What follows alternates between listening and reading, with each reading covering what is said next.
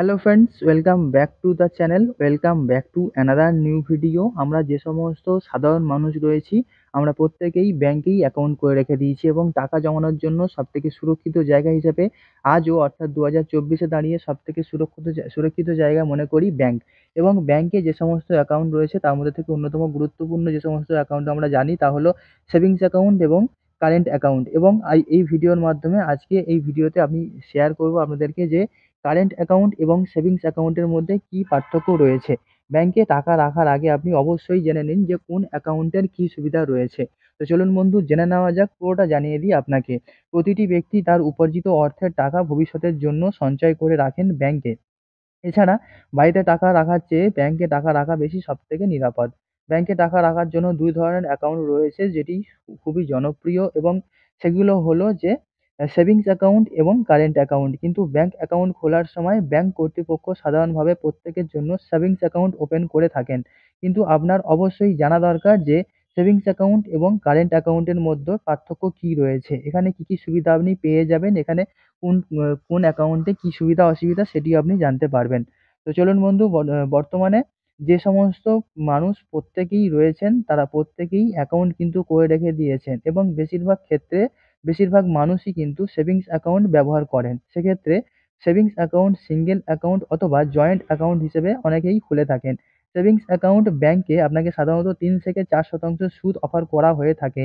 কিছু কিছু small finance bank রয়েছে যেখানে সেভিংস অ্যাকাউন্টের উপরে আপনাকে ৭ থেকে ৮% পর্যন্ত সুদ অফার করে থাকে। কিছু কিছু ব্যাংক আছে যারা সেভিংস অ্যাকাউন্টে একদম মিনিমাম ব্যালেন্স রাখার প্রয়োজন রাখেছে, এবং কিছু কিছু ব্যাংক আছে যেখানে আপনি জিরো ব্যালেন্সের সেভিংস অ্যাকাউন্ট খুলতে পারেন।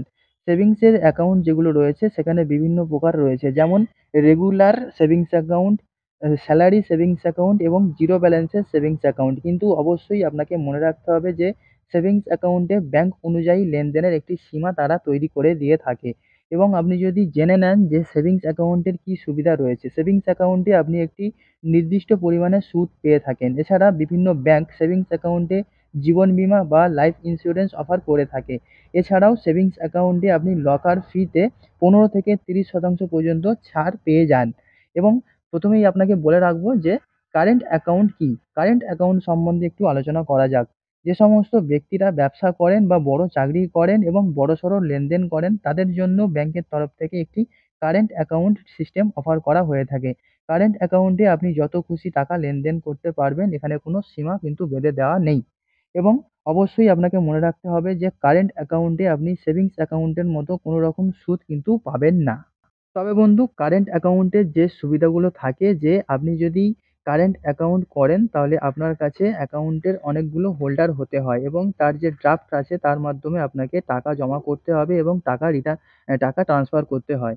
বর্তমানে অধিকাংশ ব্যাংকে কারেন্ট অ্যাকাউন্ট ডোরস্টেপ ব্যাংকিংয়ের সুবিধা প্রদান করে থাকে। এছাড়া আপনি যদি একজন কারেন্ট অ্যাকাউন্ট হোল্ডার হন তাহলে আপনার কাছে ব্যাংকের যেকোনো শাখা থেকে, সেটি যেকোনো দেশের যেকোনো জায়গাতে অবস্থিত হোক না কেন, সেখান থেকে আপনি টাকা ট্রান্সাকশন করতে পারবেন।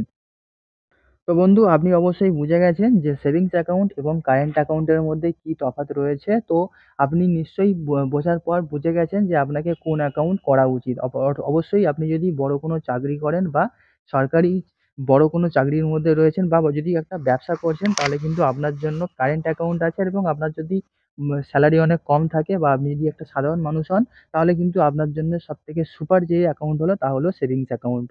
তো বন্ধু, এই ছিল আপডেট। দেখা হচ্ছে আপনার সঙ্গে নতুন কোনো ভিডিওতে। সবাই খুব ভালো থাকুন। Good bye.